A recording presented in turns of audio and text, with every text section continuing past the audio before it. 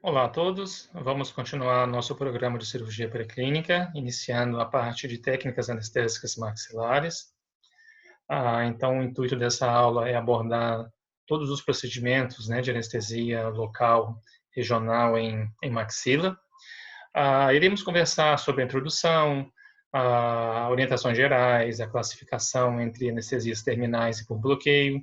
Vamos abordar também as anestesias palatinas e finalizar com alguns casos clínicos. É importante que o objetivo dessa aula, dessa videoaula, é fazer uma explanação geral sobre as técnicas anestésicas. Infelizmente, por conta do tempo, eu não posso entrar em muitos detalhes, senão essa aula seria em torno de 2 horas para mais, certamente. E o intuito é tentar fazer um vídeo no máximo de uns 20 minutos, que esse é o grande objetivo dessa videoaula.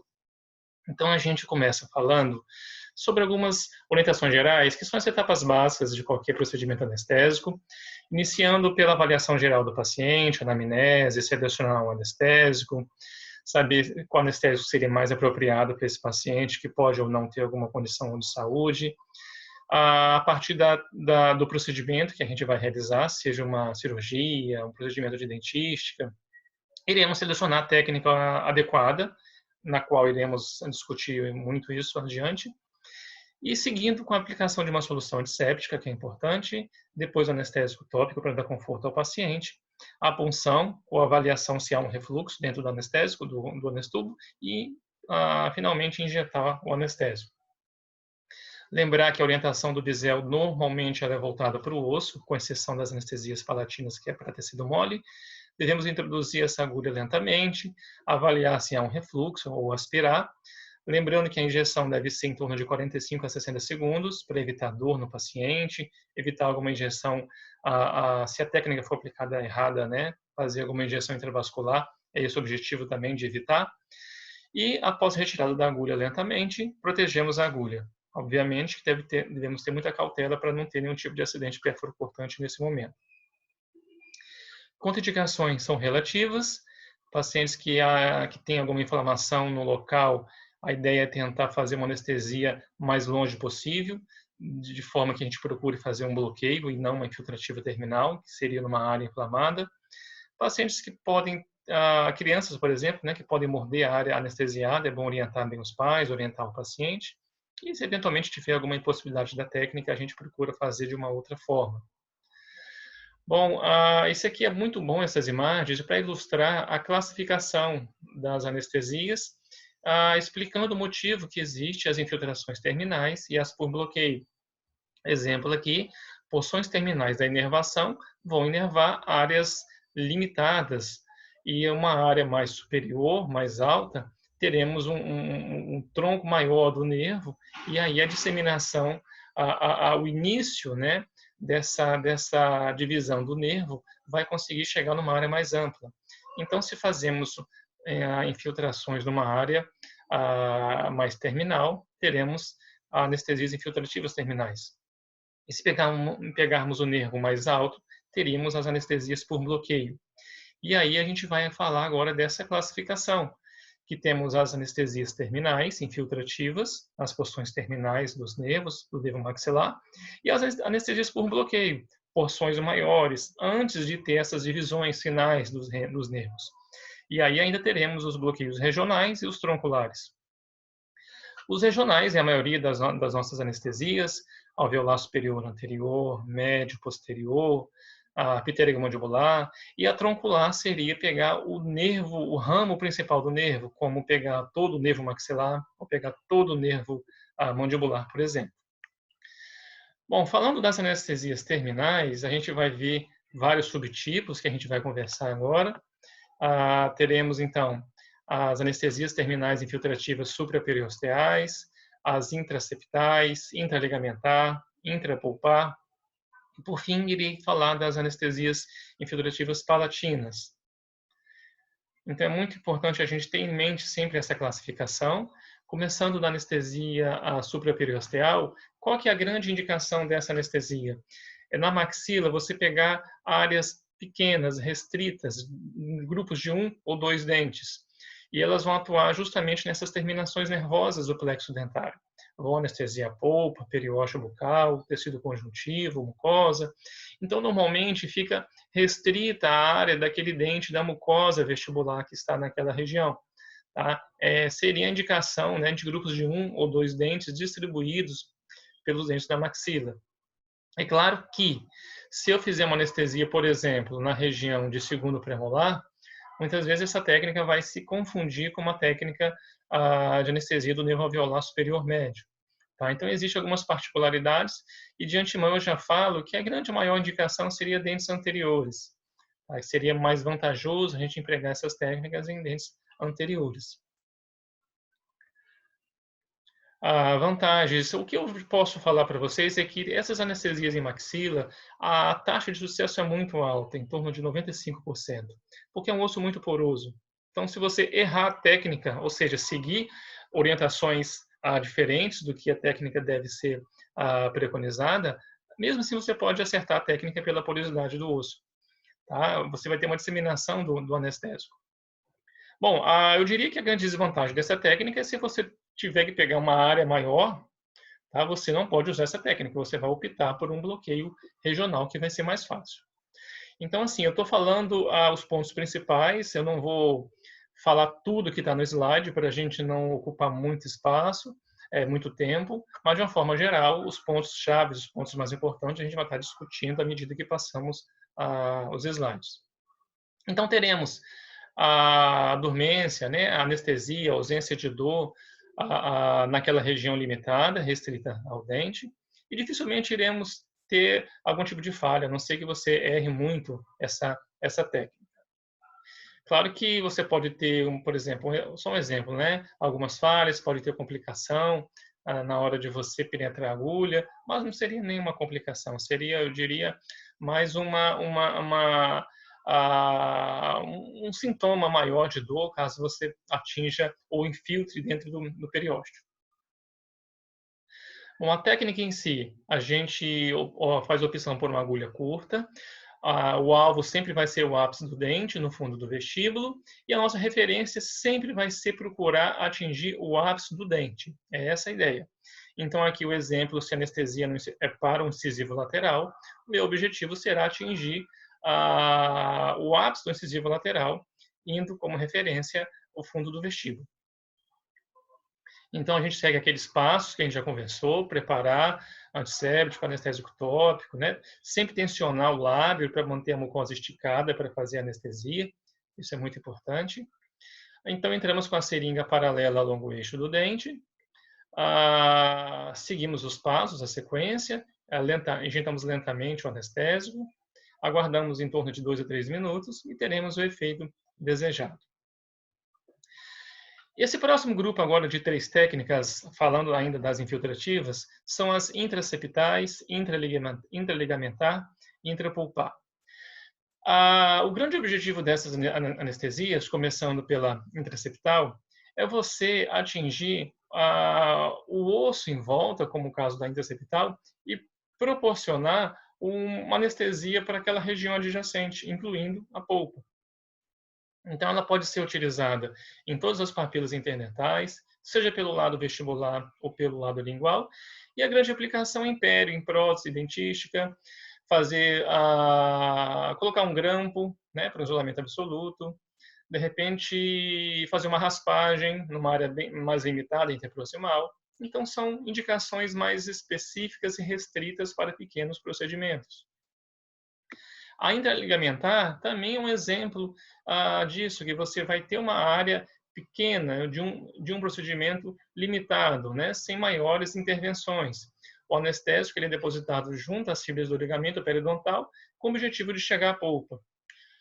É interessante a gente falar que nessa técnica intraligamentar, ela é muito interessante para complemento quando se quer fazer anestesia do nervo alveolar inferior. Nesses casos de extração, por exemplo, quando você já faz anestesia e o paciente ainda relata que há a dor após a anestesia epitélio-mandibular, é muito interessante você fazer uma anestesia intraligamentar em volta do dente que está sendo extraído. tá? E também pode ser utilizada para casos de acesso endodôntico, da mesma forma, e alguns preparos cavitários. Mas eu digo que a grande indicação realmente são essas extrações e complemento da técnica pitérico-mandibular. Então, a ideia é introduzir a agulha no espaço do ligamento periodontal, fazer uma dose muito pequena, até mesmo porque você não vai ter como injetar muito anestésico, vai ter muita resistência, e aí o paciente refere que já não há dor. Então, essa é a nossa referência de até quando fazer de anestesia nesses pacientes. E a outra técnica, intrapulpar, né? Obviamente o próprio nome já diz, é uma anestesia direta na polpa dentária, muito utilizada para endo e extrações também. Tá? Endo, obviamente, né, quando o dente é vital. E na extração, quando a gente vai fazer alguma odontodissecção, e você já está com acesso pronto à câmara pulpar no momento do corte do dente, para promover a separação das raízes, e o paciente refere dor naquele momento. Então, aproveitamos e fazemos anestesia intrapulpar. Eu já volto a dizer que essa não é a anestesia principal, a gente faz outras técnicas anestésicas de bloqueio, como a piteria mandibular, e se o paciente persiste com dor, usamos essa técnica como recurso. Então, é simples a técnica, identifica-se a polpa e introduz anestésico, procurando o sistema de canais radiculares. Bom, partindo agora para as técnicas de bloqueio, a gente vai falar de 6 técnicas: bloqueio do nervo alveolar superior posterior, superior médio, alveolar superior anterior, o próprio nervo maxilar, que aqui a gente já pode falar que seria um bloqueio troncular, e as anestesias palatinas, né, do nervo palatino maior e do nasopalatino. Então, esse aqui é o grande grupo de anestesias de maxila que iremos abordar, que iremos tratar, né, usar essas técnicas para resolver a maioria dos procedimentos odontológicos. Você vai fazer uma restauração grande, um acesso para uma endodontia, uma cirurgia. Então, nós usamos essas técnicas como eleição. E aquelas outras técnicas infiltrativas normalmente são como recursos. Tá? Claro que aquela primeira técnica supraperiosteal, ela é interessante, que você consegue trabalhar bem na área de 1 a 2 dentes. Bom, sobre o nervo alveolar superior posterior, é interessante a gente falar que o grande objetivo dessa técnica é atingir o anestésico nessa região de entrada no tubo da maxila, de entrada do nervo no tubo da maxila. Então, o meu objetivo vai ser anestesiar os dentes molares, o periósteo bucal, o osso adjacente, claro que com exceção da raiz mesovestibular do primeiro molar, que é o nervo alveolar superior médio, que vai ter o efeito naquele local. Bom, indicações e contraindicações é quando você quer fazer a abordagem, né, nessa região, pegar uma área maior. Dificilmente eu vou ter um problema de hemorragia, né? Aqui a gente não penetra tanto a agulha assim na região de tube. Então há relatos de possibilidade de hemorragia que iria contraindicar, mas eu posso já adiantar para vocês que isso é muito raro. Vantagens do alto sucesso, como eu disse, maxila é um osso poroso, você vai ter uma alta taxa de sucesso, uma injeção apenas. É uma técnica que não gera muita dor. Você não precisa usar muito volume de anestésico, então é relativamente tranquilo. Como eu disse, o risco de hematoma é muito pequeno.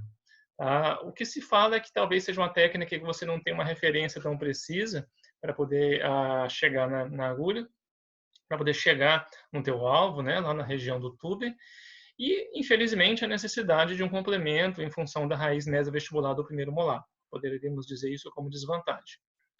Sinais, sintomas, falhas, complicações, é o que a gente já falou, tá? É basicamente a dormência naquela área onde inerva, né, o nervo alveolar superior posterior. Falhas é muito baixas as falhas, raras complicações. E vamos partir para a técnica. Basicamente, usamos uma agulha curta. O nosso alvo é a entrada do nervo alveolar superior posterior, no fundo de vestíbulo. Nossa referência é o segundo molar, distal do segundo molar. Se tiver um terceiro molar, podemos utilizar o longo eixo ou distal do terceiro molar como referência também. Bisel voltado para o osso. E aí a gente vai atingir essa região do tube, né, onde entra o nervo.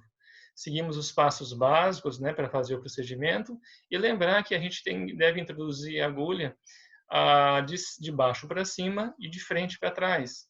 obviamente que o natural ao retrair a bochecha já nos vai gerar essa direção. E é importante também manter essa angulação de 45 graus para que a gente possa atingir essa área alvo. Então, seguimos os passos normais da técnica, né? Injetamos lentamente, aguardamos. Então, segue basicamente os mesmos passos. Bom, falando agora da técnica de bloqueio do nervo alveolar superior médio, eu posso dizer para vocês que basicamente os passos, né, são semelhantes, né, os passos gerais da técnica. Lembrando que esse nervo alveolar superior médio, ele é responsável por inervar os pré-molares e a raiz mesiovestibular do primeiro molar, além do osso, o tecido mole que estão adjacentes a essas regiões. Então a gente observa novamente essa imagem, a distribuição do nervo alveolar superior médio, indo para a região de raízes de premolares, raiz mesiovestibular de primeiro molar. E é justamente o alvo da minha anestesia é o segundo premolar. É ali que eu tenho que atingir. Bom, sobre indicações e contraindicações é quando a gente vai tratar áreas, né, nessas regiões. Eu diria que em contraindicações também são relativas, mas se tiver uma inflamação local, mas aí a gente pode optar por uma anestesia do nervo infraorbitário, ou também chamada de alveolar superior anterior, seria uma outra opção. Vantagens de desvantagem não tem nenhuma. A vantagem a gente fala que há um pequeno número de injeções para poder anestesiar, mas basicamente todas as técnicas anestésicas de maxila teriam essa mesma vantagem. Sinais, sintomas, falhas, complicações, é o que estou mostrando aqui para vocês. Basicamente, a gente vai ter anestesia nessa área de inervação do nervo alveolar superior médio. Dificilmente teremos falhas, perdão, ou complicações com essa técnica. Bom, indo para a técnica, então, a nossa referência, novamente, é o fundo de vestíbulo. O objetivo é atingir, ou de se direcionar, né, para o ápice de região de segundo pré-molar, no fundo de vestíbulo, bisel voltado para o osso, e a agulha pode ser uma agulha, a literatura fala curta ou longa, mas a gente não precisa ser uma agulha longa, porque não vai penetrar tanto assim. Uma agulha curta e média vai ser suficiente para fazer essa técnica.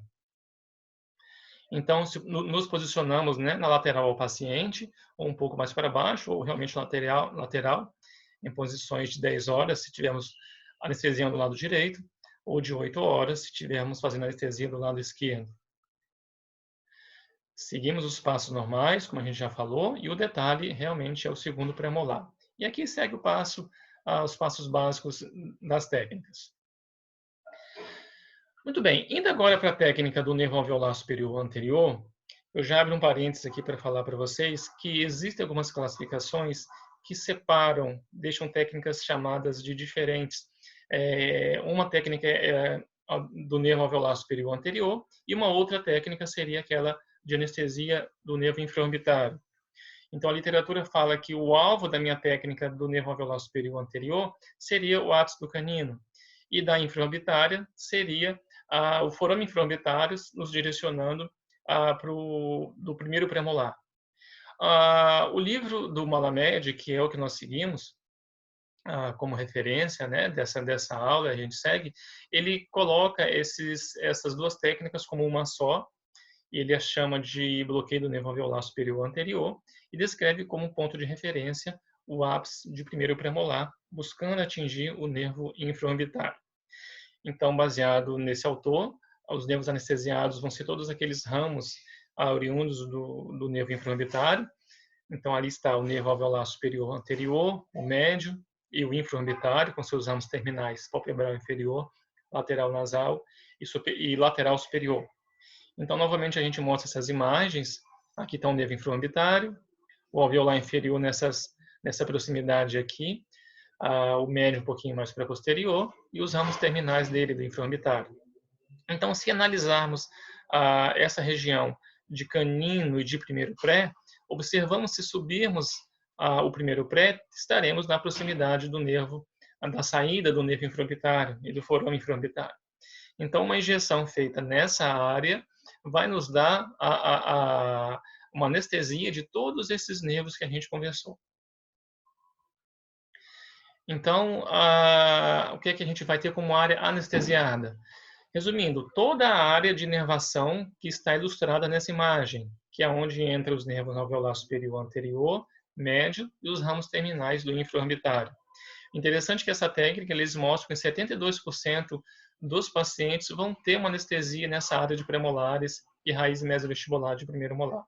Então, é uma técnica muito bem empregada, muito bem, com muito sucesso, né, para a gente poder atingir essas áreas de inervação. Então, quando a gente tem uma área que você quer abordar uma cirurgia maior, que você quer anestesiar grupos de mais de 2 dentes, 3, 4 dentes, teria essa grande indicação.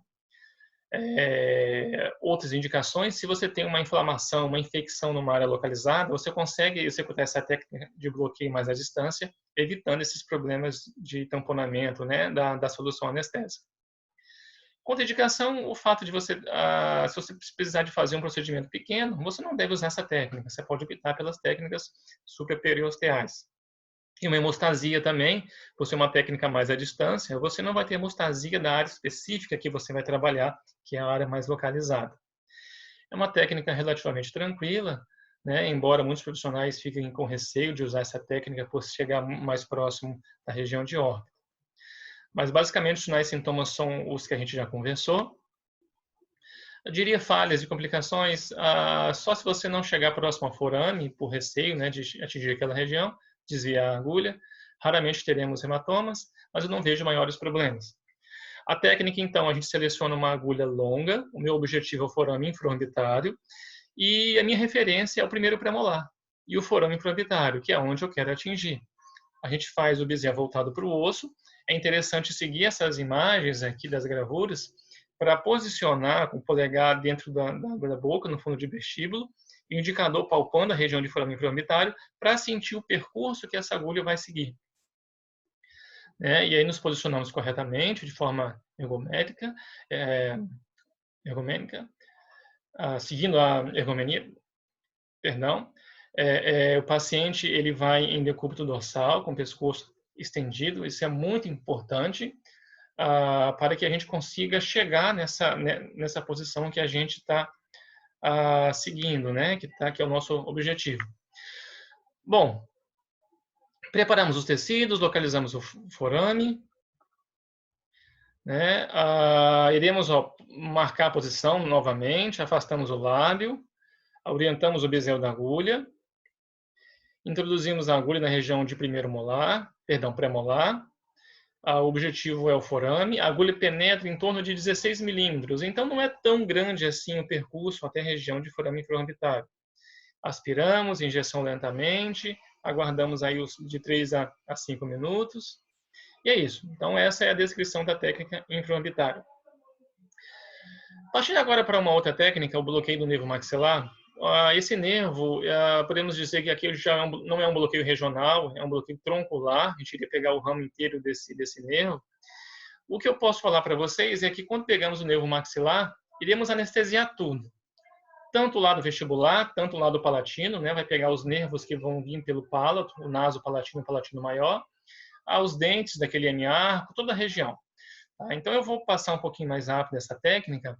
E o que eu posso falar para vocês, existem basicamente 2 técnicas para fazer anestesia do nervo maxilar. Uma delas seria quando a gente aborda o túber da maxila. Abordando o túber da maxila, a técnica vai ser muito semelhante à técnica do alveolar superior posterior. A diferença é que nós iríamos usar uma agulha longa ao invés de uma agulha curta ou média. Então, a penetração da agulha vai ser na mesma região, seguindo as mesmas orientações e angulações. No entanto, essa agulha vai entrar em torno de 3 centímetros, 32 milímetros, com o objetivo de chegar nas proximidades da fossa pitérico-palatina, aonde começam as ramificações principais do nervo maxilar. Então, iríamos anestesiar o nervo como um todo. E uma outra técnica, já é uma técnica mais chata, né, mais complicada de acertarmos, requer uma curva de aprendizagem maior, seria a técnica do canal palatino maior. Nessa técnica, o nosso objetivo seria introduzir a agulha dentro do canal palatino, tá? Ali é onde sai o nervo palatino. É uma técnica mais chata para você conseguir introduzir uma agulha 32 milímetros naquela região. Mas o que eu posso abordar para vocês é o que raramente iremos precisar de utilizar essas técnicas tronculares do nervo maxilar como um todo. Temos recursos, por exemplo, se o dentista, o aluno, estiver inseguro para usar essa técnica, se ele usar uma técnica alveolar superior anterior, que também nós a chamamos, o Malamed a chama de técnica infraorbitária, juntamente com a técnica alveolar superior posterior, e fizermos a palatina maior e a nasopalatina, teremos o mesmo efeito. Claro que faremos um volume maior de anestésicos, né, e injeções com maior número no paciente. Tá? Mas também, quando se trata de cirurgias que há uma necessidade de empregar uma técnica dessa, muitas vezes eu até indico fazer com anestesia geral nos pacientes. Então, é uma técnica que tem as suas, eu diria, limitações, né, pelo número pequeno de casos que a gente usa. Muito bem. Indo agora para as técnicas de anestesia palatinas, a gente já abordou as técnicas infiltrativas terminais, falamos das técnicas de bloqueio, tanto regional quanto troncular, que é da maxila. Mas essas técnicas de anestesias palatinas seguem essas mesmas classificações. Por exemplo, o bloqueio do nervo palatino maior e do nasopalatino estão na classificação das técnicas de bloqueio. E já a anestesia terminal infiltrativa palatina está naquela primeira classificação de anestesias terminais. Então, a gente agrupou essas técnicas de anestesia palatinas, explicando que fazem parte daquelas classificações. Então, aqui também tem os princípios gerais, né? O que eu posso falar em especial para as anestesias de palato, que o volume é muito menor. Normalmente, a gente utiliza em torno de 1/4 do tubete anestésico, no máximo, não muito mais que isso. Devemos ter cuidado de não esquemiar muito a mucosa de palato. O paciente ele sente dor nessa região pela distensão dos tecidos, né, com a injeção do anestésico. Por isso devemos fazer uma deposição lenta e tentar ser de forma menos traumática possível, porque realmente o paciente ele sente dor. Então, começando pela técnica do nervo palatino maior, a gente vai anestesiar esse nervo, né, o nervo palatino maior, lembrar do forame onde está, lá atrás. Só lembrar que existe um sinônimo que é o nervo palatino anterior. É só não confundir, tá? Na anatomia, que existe 2 foramezinhos aqui atrás. Esse é o palatino maior, só que também chamado de palatino anterior. E um pequenininho aqui atrás, que é o palatino menor, ou palatino posterior. Não confundir com o nasopalatino, que é independente. E a área anestesiada é aonde? É de pré-molar para trás. Seria esses 2/3 posteriores de palato. Então, indicações seria quando você vai manipular tecido mole, restaurações subgengivais, colocar uma matriz, ou em cirurgias, né, seja extração ou cirurgias periodontais, ou na área de implante também. A contraindicação, alguma inflamação local, ou quando você quer tratar uma área pequena, mas são contraindicações relativas. Vantagens, eu diria que a grande maior vantagem dessa técnica que você consegue fazer um mínimo número de perfurações e uma pequena quantidade de anestésico. Não precisa colocar volume muito grande. 1/4 do tubete já vai resolver o problema. A desvantagem é que a hemostasia é apenas na área da injeção e ela é traumática. Realmente, ela é uma anestesia que o paciente queixa muito e causa dor. Então, partindo para a técnica, o nosso alvo é o palatino maior. Nós vamos tentar localizar o forame palatino maior. Então, a referência é o palato duro, o palato mole, lá na divisão, na região posterior. Tentar localizar o forame. O trajeto, né, de introdução, a gente deve se posicionar do lado oposto, ao lado que vamos fazer anestesia, procurando um ângulo de 90 graus entre a mucosa e a agulha. E o bisel da agulha é voltado para os tecidos moles. E aqui essa figura ilustra bem, né, esse posicionamento do lado oposto do conjunto seringa-agulha. Bom, então seguimos passos iniciais, né, que a gente já falou, a ergonomia, né, devemos sentar do lado adequado do paciente, de 7 horas, se for anestesiar o lado direito, o lado esquerdo na posição de 11 horas em relação ao paciente. Então, essas noções de orientação de ponteiro de relógio é justamente para nos deixar numa do ponto de vista de ergonomia, numa melhor posição para fazer essas angulações, né, uma adequada técnica. Então, localizamos o forame palatino maior, preparamos o tecido com antisepsia. É interessante fazer uma pressão local, como a gente conversou, né? Vai fazer uma ligeira isquemia ali, e talvez relatado, né, que isso diminui a dor, como eu mostro aqui. Nos colocamos numa posição oposta ao paciente, né, do lado oposto, localizamos a região de forame e fazemos a aplicação do anestésico. Tá? Então, penetramos pouco, injetamos o anestésico, continua a compressão, indo até a região de osso palatino. Só um detalhe aqui você vai penetrar com a seringa em torno de uns 3 milímetros, não muito mais que isso. Tá? Em média, seria mais ou menos essa penetração, para chegar à região de forame. Então, aspira, uma injeção lenta, ver se há nenhum tipo de refluxo. Tem que ser lento, pessoal, para tentar evitar áreas de isquemia, tá? Vamos aplicando bem devagar, para não correr nenhum tipo de complicação, como necrose no palato, que é uma das complicações que acontecem em anestesias palatinas. Então, sinais e sintomas, como eu já falei, aquela área onde vai atingir, né, o nervo a palatino maior, aqueles 2/3 anteriores de palato duro. Lembrando que, normalmente, quando se faz essa anestesia, você consegue também depositar anestésicos nas proximidades do nervo palatino menor. Então, você vai ter uma anestesia também da região de palato mole. Se você direcionar um pouquinho mais para trás a agulha, pode ser mais eficiente, inclusive, essa anestesia de tecidos moles na região de palato mole. Complicações é muito baixa. Eu diria que o maior problema seria a isquemia e necrose. Ainda mais se você tiver vasoconstrictores mais concentrados, numa concentração de 1 para 50 mil, por exemplo, teríamos a incidência maior de isquemia e necrose. Hematomas são bem raros. Indo agora para a técnica do nasopalatino, também uma técnica de bloqueio, a ideia, né, é a gente fazer uma anestesia no terço anterior de palato duro, naquele tecido mole naquela região.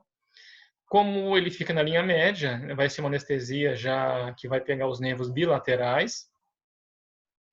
Então, essa imagem ilustra bem a área que vai atingir, né, esse tecido mole de canino a canino. Então, a grande indicação é quando a gente vai fazer procedimentos, restaurações nessas regiões, restaurações subgengivais, matriz, né, bandas, ou cirurgias nessa área também.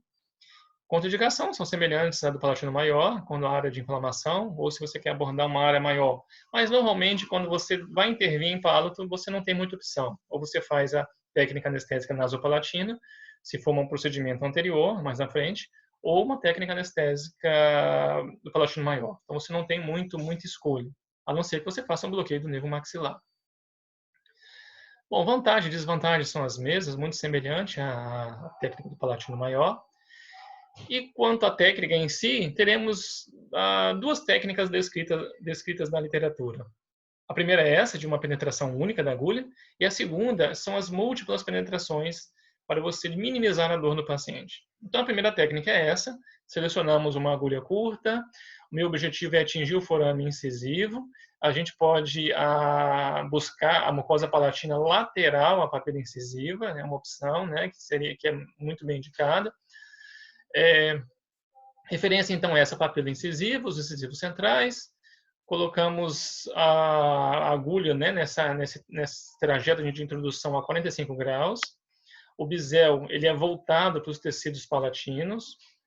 É uma referência, tá? Atenção com o bisel que está aqui, voltado para o restante do tecido palatino. Vamos lá, nos posicionamos, lembrando da ergonomia novamente, na posição de 9 a 10 horas, estendendo o pescoço do paciente para ficar mais fácil o acesso, comprimir, fazer isquemia na papila para minimizar a dor. Novamente o bisel da agulha, penetramos um pouco e injetamos anestésicos. O quanto penetrar? Em torno de 3 milímetros em média, né, eu já posso falar para vocês. Se penetrar um pouco mais, a gente vai conseguir entrar um pouquinho no canal nasopalatino, tá? Mas não vai fazer muita diferença. Você pode penetrar uns 5 milímetros, não há problema. Eu abro um parêntese que é uma técnica que você penetra a agulha em todo o trajeto do nervo do canal nasopalatino e você vai conseguir fazer uma anestesia da região de nervo alveolar superior anterior. Tá? Mas basicamente você consegue penetrar no máximo ali no início do canal nasopalatino, né? É a orientação para essa técnica para fazer anestesia do nasopalatino. Bom, os passos são semelhantes, compressão, introduzimos a agulha. Volto a lembrar que a injeção ela é de 1/4 do tubete no máximo, tanto para essa técnica do nasopalatino quanto do palatino maior. Sinais, sintomas e falhas, basicamente o que a gente já conversou, tá? Falha se você errar e fizer uma anestesia unilateral, mas dificilmente isso vai acontecer. E eu diria, aqui é mais indicação, né? Quando você quer de canino para trás, quando você vai fazer um procedimento na região de canino e primeiro premolar, é indicado, inclusive, você fazer também uma anestesia do palatino maior. Porque na região de canino e premolar é onde está terminando as fibras do nasopalatino e terminando as fibras do palatino maior. Então, pensando em indicação, você deveria fazer tanto a nasopalatino quanto a palatino maior, as duas técnicas. No entanto, logo eu vou falar para vocês das anestesias infiltrativas parciais em palato. E nesse caso em específico, você pode fazer uma anestesia apenas na região de canino. Seria uma excelente opção que mais tarde a gente vai falar. Complicações são bem baixas, semelhante à do palatino maior, né, sobre a necrose e isquemia. E agora, falando dessa técnica de múltiplas penetrações, eu vou falar os pontos principais, vocês podem acompanhar com calma os slides, mas basicamente o alvo é o mesmo, né, a referência é a mesma, só que eu terei três posições, três tempos dessa técnica.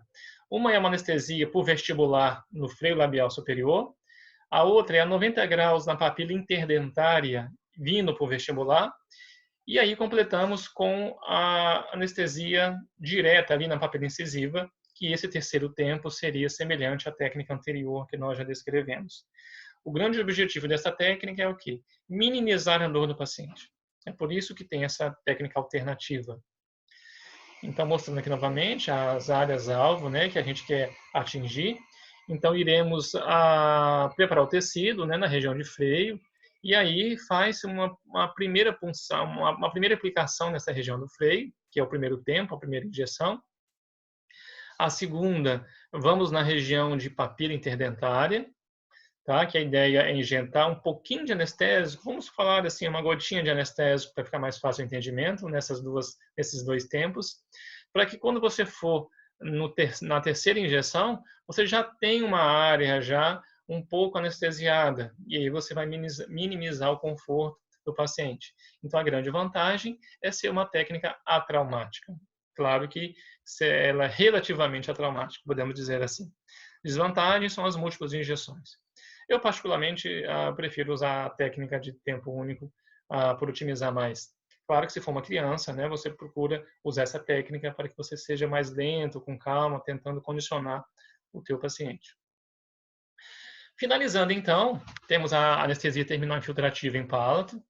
O grande objetivo dessa técnica é o quê? É você anestesiar áreas específicas e onde temos as terminações desses nervos, seja do palatino maior ou do nasopalatino. Então, eu diria, inclusive, que a grande indicação clássica mesmo seria a região de canino e de primeiro premolar. É onde temos as terminações desses dois nervos. E para evitar fazer duas anestesias, seja tanto do palatino maior quanto do nasopalatino, eu faço uma apenas, tentando evitar múltiplas aplicações no paciente. Então, são as mesmas indicações, colocação de grampos, retração gengival, né, com fio retrator, alguma extração específica também. Tá? Claro que se tiver inflamado aquele local, você vai buscar fazer uma palatina maior ou a nasopalatina. Bom, vantagens e desvantagens são as mesmas das outras técnicas, e a grande ideia dessa técnica é o quê? Você vai ver a gengiva ceratinizada, o suco gengival pelo palato, e vai fazer uma distância de 5 a 10 milímetros na margem gengival livre. Então, é essa a nossa referência. O alvo são os tecidos gengivais a essa distância do dente. Então, esse é o grande objetivo. Então, novamente, vamos mostrar aqui Olha aqui, ó, é mais ou menos de 5 a 10 milímetros, e aí eu faço a introdução da agulha naquela região. Então, vou seguir os passos, como a gente já descreveu, das outras técnicas. Sinais e sintomas, você vai ter uma área localizada de dormência, né, de anestesia. Não vai ser daquele 1/3, não vai ser dos 2/3 de palato, vai ser uma área específica adjacente à área de aplicação. Falhas da hemostasia ou riscos de complicações, a gente volta a falar que na área de necrose, né, possível necrose seria o grande problema dessas anestesias de palato, no entanto, são facilmente controladas, tá? Que são essas complicações. Vamos mais um pouquinho. Muito bem, então, antes de falar dos casos clínicos, né, que vamos começar agora, recapitulando rapidamente. Então, nós falamos das técnicas anestésicas, falamos dos princípios gerais, essas técnicas de maxila, a classificação, então, sobre as anestesias infiltrativas terminais e as anestesias de bloqueio. As anestesias infiltrativas, temos aquelas chamadas de supraperiosteais, quando a gente busca individualizar ou fazer no máximo até 2 dentes em maxila. Eu já falo que seria mais indicado para dentes anteriores, né? Em função de você mascarar essa técnica como uma técnica de bloqueio. Ainda nessas infiltrativas temos aqueles grupos de técnicas intrapulpar, intraligamentar e intraseptal, por procedimentos localizados ou por complemento numa extração dentária, que você pode utilizar essas técnicas como recurso. E voltando e partindo para as técnicas de bloqueio, temos alveolar superior anterior, superior médio e posterior, e falei do bloqueio maxilar. Recordando só que essa técnica do nervo alveolar superior anterior e do infraorbitário, antigamente alguns autores, talvez até hoje, né, os autores falam que são duas técnicas distintas, no entanto, o Malamed fala que se trata da mesma técnica. E quando chegamos nas técnicas de palato, falamos da técnica infiltrativa terminal e também das técnicas de bloqueio. A infiltrativa terminal são essas parciais, quando queremos pegar a gengiva bem adjacente ao dente, né, na área palatina, e a de bloqueio seria do palatino maior, que pega os 2/3 posteriores de palato, e a nasopalatina, que pega 1/3, né, o terço anterior no palato. Ok, então vamos agora para os casos clínicos. O objetivo é fazer a gente pensar qual técnica podemos empregar aqui. Então, numa extração de um primeiro premolar superior, nesse caso aqui a indicação ortodôntica, aonde poderíamos fazer anestesia nesse caso? Então, temos como opção a técnica alveolar superior médio, que a anestesia iria chegar nessa região de fundo de vestíbulo, com alvo o longo eixo, né, o ápice do segundo premolar, e anestesia palatina, que pode ser essa palatina infiltrativa, nas adjacências aqui do palato, ou então a palatina maior. Teríamos essas possibilidades de anestesia. Tá? Então aqui a gente mostra a técnica indo, né, no fundo de vestíbulo, na região de segundo pré, e aqui a técnica do nervo palatino maior. Mas poderia ser uma técnica mais próxima aqui nessas adjacências, seria uma infiltrativa terminal de palato. Aqui mostra, né, o procedimento cirúrgico, só para ilustrar, é um caso que eu já mostrei para a turma. Então vamos adiantar um pouquinho aqui. Uma técnica de extração dentária, simples. E aqui ilustrando agora extrações de terceiro molar. Quais técnicas poderíamos empregar aqui? Então aqui é a técnica alveolar superior posterior e a técnica do nervo palatino maior. Duas técnicas de bloqueio. Alveolar superior posterior e a técnica do nervo de bloqueio do palatino maior. Vamos passar. Só voltando aqui para essa radiografia, temos as técnicas a ser realizadas na mandíbula, mas aqui é um tema de uma outra aula, né? Na próxima aula a gente pode voltar a conversar. Então segue aqui a sequência da cirurgia e aqui ilustrando um enxerto gengival. Quando eu vou fazer um enxerto gengival, tirando um enxerto gengival livre ou de conjuntivo, aqui basicamente teremos a técnica do nervo palatino maior e técnicas infiltrativas no palato, infiltrativas terminais. Utilizamos essas duas técnicas. Aqui eu ilustro a remoção desse enxerto e a área receptora. Nesse caso aqui, a gente vai abordar qual técnica a gente pode utilizar na aula específica de anestesia em mandíbula. Então, está aqui o enxerto sendo colocado na área receptora. Aqui um outro exemplo, uma cirurgia maior, uma fístula bucosinusal. O paciente foi extrair o dente, infelizmente a raiz foi para dentro do seio maxilar.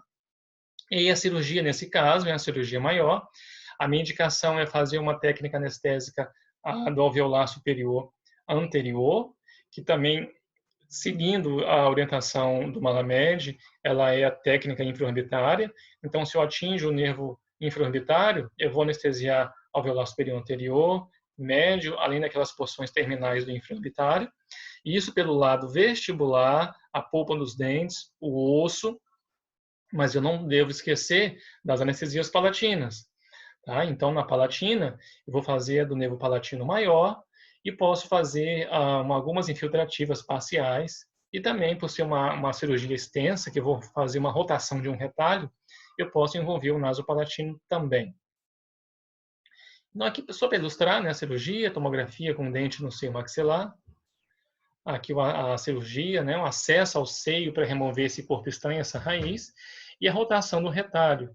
Eu faço um retalho grande no palato, então tem que anestesiar lá atrás, palatino maior, e o nasopalatino aqui na frente, e algumas infiltrativas se for necessário. Essa técnica aqui, essa cirurgia aqui seria um caso que eu poderia fazer a nível hospitalar, tá? Pelo tamanho da cirurgia. No entanto, ela também dá para fazer com anestesia local. E uma outra opção a essas técnicas que eu falei, a alveolar superior anterior, a média, na verdade a técnica alveolar superior anterior, que já é a infraorbitária, né, ela engloba a anestesia do nervo alveolar superior médio, juntamente com essas palatinas maior e nasopalatina, poderiam ser substituídas pela técnica anestésica troncular, pelo bloqueio troncular do maxilar. Queria pegar tudo. Tá? Seria injetar 3 centímetros lá na região do túber, semelhantemente à técnica do alveolar superior posterior. Ok, então aqui está, né, o dente removido. E é isso. Ficamos aqui então com mais esse conteúdo. Essa aula foi um pouquinho mais rápida que eu passei para vocês, né? Eu não conversei com muita calma, muito detalhe, que é muito conteúdo. Então, o objetivo é que vocês voltem a lembrar o que a gente já conversou no outro momento. Novamente, eu oriento busquem o livro Malamed, essa referência. Lá vai estar todas as descrições, passo a passo, de cada anestesia. Tá? E essas dicas, né, no decorrer dessa aula, espero que sirva para que vocês venham aprender essas técnicas. Embora sejam muitas, né, anestesias, vocês podem ficar assustados pela quantidade de anestesias que tem, de técnicas, né? Mas fiquem tranquilos. A cada caso clínico que vocês tiverem, né, lembrando que essa aula, o grande objetivo dela, o público-alvo é o aluno de graduação, então, após esse primeiro contato com as técnicas anestésicas, teremos um momento de treinamento laboratorial e depois, futuramente, quando forem tratados seus pacientes na clínica, no consultório, é muito importante revisar que técnica vocês vão utilizar e o passo a passo daquela técnica. Ok? Ficamos por aqui e logo, logo estaremos com mais videoaulas.